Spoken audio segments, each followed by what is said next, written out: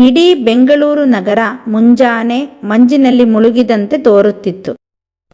ಜನರು ತಮ್ಮ ದಿನಚರಿಯನ್ನ ಆರಂಭಿಸುತ್ತಿದ್ದರೆ ಅರವಿಂದ್ ತನ್ನ ಮೆಟ್ರೋ ತಲುಪುವ ಹಂತದಲ್ಲಿದ್ದ. ಸಾಫ್ಟ್ವೇರ್ ಇಂಜಿನಿಯರ್ ಆಗಿದ್ದ ಅವನು ಪ್ರತಿದಿನ ಬೆಳಿಗ್ಗೆ ಯಥಾಸ್ಥಿತಿಯಲ್ಲಿ ನಿಂತು ಆ ಮೈಸೂರಿನ ಬಸ್ಸಿನಿಂದ ಬಂದವರು, ಪ್ಲಾಟ್ಫಾರ್ಮ್ನಲ್ಲಿನ ಕಾಫಿ ಕುಡಿಯುತ್ತಿರುವವರು, ಓಡಾಡುತ್ತಿರುವ ವಿದ್ಯಾರ್ಥಿಗಳೆಲ್ಲರನ್ನೂ ತಕ್ಕಷ್ಟು ಗಮನಿಸುತ್ತಿದ್ದ. ಆದರೆ ಇಂದು ಏನೋ ವಿಭಿನ್ನ ಭಾವನೆ ಅವನ ಮನಸ್ಸಿನಲ್ಲಿ ಚಲಿಸುತ್ತಿತ್ತು. ಅವನ ತಮ್ಮ ಅವಳನ್ನ ನೆನೆದು ಎದ್ದು ನಿಂತಿದ್ದ. ಅವನು ಮೆಟ್ರೋದಲ್ಲಿ ಆಸನಕ್ಕಿರುವವನು ಅಲ್ಲ. ಬಲವಾಗಿ ಹಿಡಿದ ಹ್ಯಾಂಡಲನ್ನು ನೊರೆಯುತ್ತಾ ನಿಂತಿದ್ದ. ಮೊಬೈಲ್ ತೆಗೆದು ಒಂದು ಹಳೆಯ ಫೋಟೋ ನೋಡಿ ಮಸುಕಾದ ನಗೆಯನ್ನ ಮಾರುಕಟ್ಟೆಯ ಗಾಜಿನ ಹೊರವತ್ತಿಗೆ ಎರೆಯುತ್ತಿದ್ದನು. ಆ ಫೋಟೋದಲ್ಲಿ ಅವನ ಜೊತೆಗೆ ಇದ್ದವಳು ಮಂಜರಿ, ಸಣ್ಣ ಸೂರ್ಯನಂತೆ ನಗುತ್ತಿರುವ ಕನಸಿನ ಹುಡುಗಿ. ಅವನ ಕಾಲೇಜು ದಿನಗಳು ಹೇಗೆ ಸಾಗಿದವು ಎಂಬುದನ್ನು ನೆನೆದಾಗ ಅವನ ನೆನಪುಗಳಲ್ಲಿ ಹೊಸ ಹಾದಿ ಪ್ರಾರಂಭವಾಯಿತು.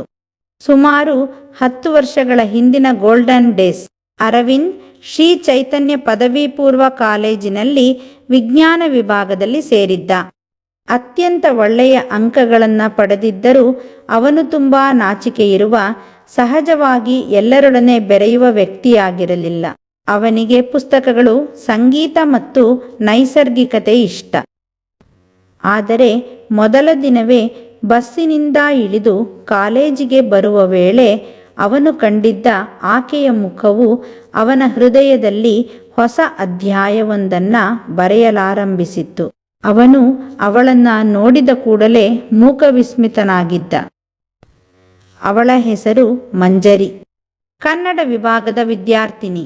ಬಿಳಿ ಚೂಡಿದಾರಿನಲ್ಲಿ ಮಳೆ ಹನಿಯನ್ನ ಮೈಮೇಲೆ ಮಿನುಗುತ್ತಿರುವಂತೆ ನಗು ಹಾಸ್ಯದೊಂದಿಗೆ ಒಳಬರುವ ಮಂಜರಿಯನ್ನ ನೋಡಿದ ಕ್ಷಣವೇ ಅರವಿಂದ್ ಬಿಟ್ಟು ಬಿಡಲಾರದ ಪ್ರೇಮದ ಬಲೆಗೆ ಬಿದ್ದ. ಅವಳ ಎದೆಗಳು, ಹಿಂದಿನ ಬಂಡೆಗಳು ಎಲ್ಲವೂ ಅವನನ್ನು ಸೆಳೆದಿತ್ತು. ಅವಳು ಒಪ್ಪಿದ್ರೆ ನಾನವಳಿಗೆ ಚೆನ್ನಾಗಿ ಮಾಡ್ತೀನಿ ಅಂದುಕೊಳ್ಳುತ್ತಿದ್ದ. ಅವನಿಗೆ ತನ್ನ ಹುಡುಗಿ ಹೇಗೆಲ್ಲ ಇರಬೇಕು ಅಂದುಕೊಂಡಿದ್ನೋ ಮಂಜರಿ ಕೂಡ ಹಾಗೆಯೇ ಇದ್ದಳು. ಅವನು ಅವಳನ್ನು ಮಾತನಾಡಿಸಲು ಧೈರ್ಯ ಇಲ್ಲದೆ ಅವಳ ಮೇಲೆ ಬೆಟ್ಟದಷ್ಟು ಆಸೆ ಇದ್ರೂ ದೂರದಿಂದಲೇ ನೋಡುವ ಪರಿ ರೂಪಿಸಿಕೊಂಡಿದ್ದ. ಅವನವಳನ್ನ ನೆನೆದು ಹೊಡೆದುಕೊಳ್ಳದ ದಿನವೇ ಇರಲಿಲ್ಲ. ಒಂದೇ ಕಾಲೇಜಿನಲ್ಲಿ ಇದ್ದರೂ ವಿಭಿನ್ನ ವಿಭಾಗಗಳ ಕಾರಣದಿಂದಾಗಿ ಹೆಚ್ಚು ಸಮೀಪಕ್ಕೆ ಬರಲು ಅವಕಾಶ ಆಗದಿದ್ದರೂ ಲೈಬ್ರರಿಯಲ್ಲಿ ಅಥವಾ ಸಾಂಸ್ಕೃತಿಕ ಕಾರ್ಯಕ್ರಮಗಳಲ್ಲಿ ಕೆಲವೊಮ್ಮೆ ಮುಖಾಮುಖಿಯಾಗುವ ಸಂಭವವಿತ್ತು. ಒಂದು ದಿನ ಮಂಜರಿ ಲೈಬ್ರರಿಯಲ್ಲಿ ಕಾದಂಬರಿ ಹುಡುಕುತ್ತಿದ್ದಾಗ ಆಕೆಗೆ ಸಹಾಯ ಮಾಡುವ ನೆಪದಲ್ಲಿ ಅರವಿಂದ್ ಮೊದಲ ಬಾರಿಗೆ ನೇರವಾಗಿ ಮಾತನಾಡಿದ. ನೀನು ನೋಡುತ್ತಿರುವ ಪುಸ್ತಕ ಅವನ ಅಗಮ್ಯ ನಿರೀಕ್ಷೆ. ನಾನೂ ಓದಿದ್ದೇನೆ, ತುಂಬಾ ಚೆನ್ನಾಗಿರುತ್ತದೆ ಎಂದು ಹೇಳಿದ. ಮಂಜರಿ ನಸುನಗುತ್ತಾ, ಹೌದಾ, ನಾನು ಮೊದಲ ಬಾರಿಗೆ ಓದುತ್ತಿದ್ದೇನೆ, ಆದರೆ ಅದರ ಶೈಲಿಯು ನನಗೆ ಇಷ್ಟವಾಗುತ್ತಿದೆ ಎಂದು ಉತ್ತರಿಸಿದಳು. ಅದರಿಂದ ಆರಂಭವಾದ ಮಾತುಕತೆ ಮುಂದಿನ ಕೆಲವು ದಿನಗಳಲ್ಲಿ ದಿನನಿತ್ಯದ ಭಾಗವಾಯಿತು. ಈ ಮೌನದೊಳಗಿನ ಸ್ನೇಹ ತೊರೆದು ಹೊರಬರುವ ಭಾವನೆಗಳಿಗೆ ದಾರಿ ನೀಡಿತು. ಅವನು ಅವಳನ್ನು ಪಾರ್ಕ್ಗಳಲ್ಲಿ, ಲೈಬ್ರರಿಗಳಲ್ಲಿ, ಕಾರ್ಯಕ್ರಮಗಳಲ್ಲಿ ಕಾಣುತ್ತಿದ್ದಂತೆ ಅವಳ ನಗೆಯೊಂದು ಅವನ ಮನಸ್ಸನ್ನು ಹಿಂಡುತ್ತಿತ್ತು. ದಿನಗಳು ಸಾಗುತ್ತಾ ಇದ್ದವು. ಕಾಲೇಜಿನಲ್ಲಿ ಕನ್ನಡ ವಿಭಾಗದ ವಿದ್ಯಾರ್ಥಿಗಳಿಗೆ ನಾಟಕವೊಂದನ್ನು ರೂಪಿಸಲು ಕೊನೆಗೂ ಅವಕಾಶ ದೊರೆಯಿತು. ಮಂಜರಿ ಆ ನಾಟಕದಲ್ಲಿ ನಾಯಕಿಯಾಗಿ ನಟಿಸುತ್ತಿದ್ದಳು. ಪ್ರೇಮ, ತ್ಯಾಗ ಮತ್ತು ಸಮಾಜದ ವಿರುದ್ಧದ ಹೋರಾಟ ಎಂಬ ಅಂಶವಿರುವ ಆ ನಾಟಕದಲ್ಲಿ ಮಂಜರಿಯ ಪಾತ್ರ ಬಹುಶಃ ಅವಳ ಜೀವನಕ್ಕೆ ಸಮಾನವಾಗಿತ್ತೋ ಅನ್ನಿಸುತ್ತಿತ್ತು. ಆಕೆಯ ಅಭಿನಯಕ್ಕೆ ಅರವಿಂದ್ ಚಪ್ಪಾಳೆ ತಟ್ಟದೇ ಇರಲಿಲ್ಲ. ಆ ದಿನದ ರಾತ್ರಿ, ಆ ನಾಟಕದ ನಂತರ ಅವನು ಬಹುಕಾಲ ಯೋಚಿಸಿ ನಂತರ ತೀರ್ಮಾನಿಸಿದ, ಈ ಭಾವನೆಗೆ ಈಗಲೇ ರೂಪ ಕೊಡಬೇಕು, ಇಲ್ಲದಿದ್ದರೆ ತಡವಾಗಬಹುದು. ಮರುದಿನ ಸಂಜೆ ಪಾರ್ಕ್ನ ಮಧ್ಯದಲ್ಲಿ ಮಂಜರಿಯ ಮುಂದೆ ನಿಂತು ಅರವಿಂದ್ ಹೇಳಿದ, ನೀನಿಲ್ಲದಿದ್ದರೆ ನನ್ನ ಬದುಕಿಗೆ ಅರ್ಥವೇ ಇಲ್ಲ. ನಾನು ನಿನ್ನನ್ನು ಪ್ರೀತಿಸುತ್ತಿದ್ದೀನಿ ಮಂಜರಿ. ಅವಳ ಕಣ್ಣುಗಳಲ್ಲಿ ಅದ್ಭುತ ಮೌನವಿತ್ತು. ಅವಳ ಕಣ್ಣಲ್ಲಿ ಆನಂದ ಬಾಷ್ಪ. ಅವಳು ಅರವಿಂದ್ನ ಪ್ರೀತಿಗೆ ಉತ್ತರ ಕೊಟ್ಟಳು. ಅವಳು ಅವನಿಗೆ ತಲೆಬಾಗಿದಳು. ಪ್ರೀತಿಯ ಮೊಟ್ಟ ಮೊದಲ ಒಪ್ಪಿಗೆ. ಅವರ ಪ್ರೇಮ ದಿನಗಳು ಆಕಾಶದ ಚಂದ್ರನಂತೆ ಮೌನದಲ್ಲಿಯೇ ಬೆಳಗುತ್ತಿದ್ದ. ಕಾಲೇಜು ಮುಗಿದು ಬೇರೆ ಬೇರೆ ಬದಿಯ ದಾರಿಗಳು ಹಿಡಿದರೂ ಅವರು ಒಂದೇ ಹೃದಯದಲ್ಲಿ ಪ್ರೀತಿಯ ಹೂವು ಬೆಳೆಸುತ್ತಿದ್ದರು. ವಾಟ್ಸ್ಯಾಪ್, ಫೋನ್ ಕರೆಗಳು, ನಿಗೂಢವಾಗಿ ನೋಡಿಕೊಂಡ ನೋಟಗಳು ಎಲ್ಲವೂ ಅವರ ನಿತ್ಯದ ಭಾಗವಾಗಿದ್ದವು. ಒಂದು ದಿನ ಮಂಜರಿ ಹೇಳಿದಳು, ನಮ್ಮ ಪ್ರೀತಿಯ ಬಗ್ಗೆ ಮನೆಗೆ ಹೇಳುವುದು ತುಂಬ ಕಠಿಣ. ನನ್ನ ತಂದೆ ತುಂಬ ಕಠಿಣ ಮನಸ್ಸಿನವರು. ಅವನಿಗೆ ಗೊತ್ತಿತ್ತು, ಹಳ್ಳಿಯ ಸಂಸ್ಕೃತಿ, ಅಪ್ಪನ ಹೆಮ್ಮೆ, ಕುಟುಂಬದ ಹೆಸರನ್ನು ನೋಡಿಕೊಂಡು ನಡೆಯುವ ಗುಣ ಅವೆಲ್ಲವೂ ಪ್ರೇಮಕ್ಕೆ ಒಂದು ಸವಾಲು.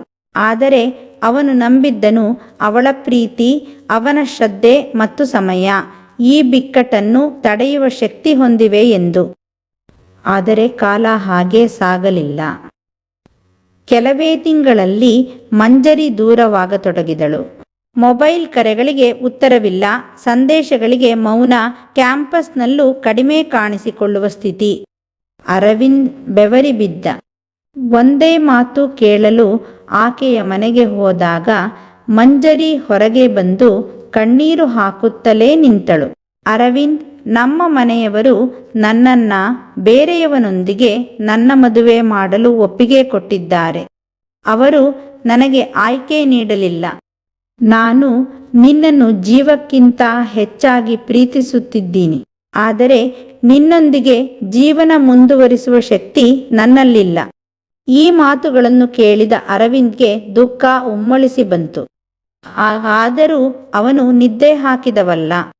ಪ್ರೀತಿಯ ಹೆಸರಿನಲ್ಲಿ ಕೋಪವನ್ನು ತೋರಿಸಿದವನು ಅಲ್ಲ. ಅವನು ತಾನೇನು ಮಾಡಬೇಕು ಎಂಬುದನ್ನು ಅರಿತುಕೊಂಡ.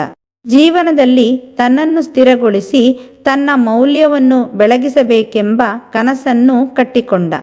UPSC ಪರೀಕ್ಷೆಯ ಕನಸು ಬೆಳೆಸಿದ. 5 ವರ್ಷಗಳ ಗತಿ ಮತ್ತು ಧ್ಯೇಯ ಸಾಧನೆಯ ನಂತರ ಅರವಿಂದ್ ಕರ್ನಾಟಕದ ಇಲಾಖೆಯಲ್ಲಿ ಅರಣ್ಯಾಧಿಕಾರಿಯಾಗಿ ನೇಮಕವಾದ.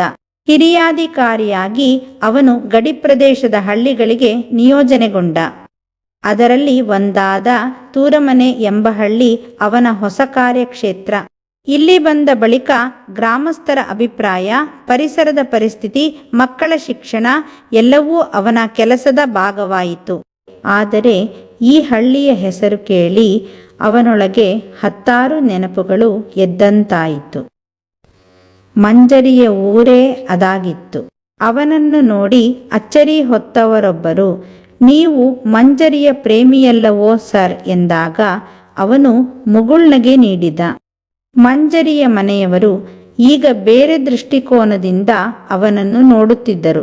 ಅವನು ಅಧಿಕಾರಿಯೂ ಸಜ್ಜನ ವ್ಯಕ್ತಿಯೂ ಆಗಿದ್ದ ಕಾರಣ ಅವರ ತೀರ್ಪು ಬದಲಾಗತೊಡಗಿತು.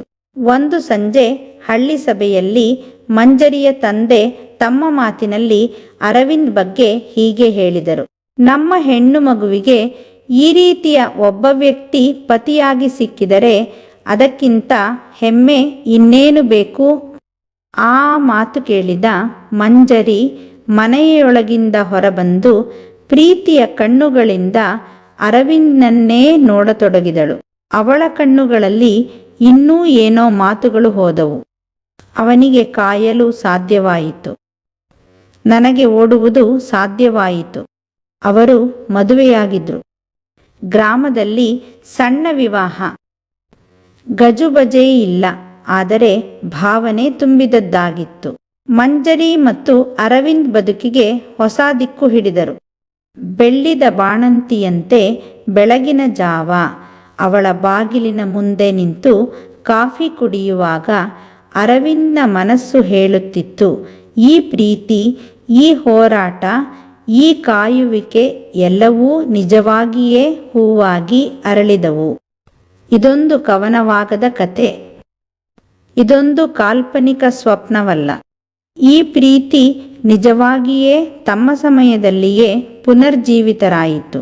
ಪ್ರೇಮ ಎಂದರೆ ತಕ್ಷಣದ ಪ್ರತಿಫಲವಲ್ಲ, ಅದು ಸಮಯ, ತ್ಯಾಗ ಮತ್ತು ನಿಷ್ಠೆಯ ಪರೀಕ್ಷೆ. ಆದರೆ ಗೆಲ್ಲುವ ಪ್ರೀತಿ ಎಂದರೆ ಅಂತ್ಯವಿಲ್ಲದ ಹಾಡು, ಎಳೆಯವಲ್ಲದ ಮೌನ ಮತ್ತು ನಕ್ಕಾಗಲೂ ಕಣ್ಣೀರು ಬರುವ ನೆನಪು. ಇದು ಅವರ ಕಥೆ. ಆದರೆ ನನ್ನ ಪ್ರೀತಿ ಕೂಡ ಜೀವನದ ಒಂದು ದಿನ ಈ ರೀತಿಯಾಗಿ ಅರಳಬಹುದೆಂಬ ನಂಬಿಕೆಗೆ ಒಂದು ಸನ್ನಿವೇಶ.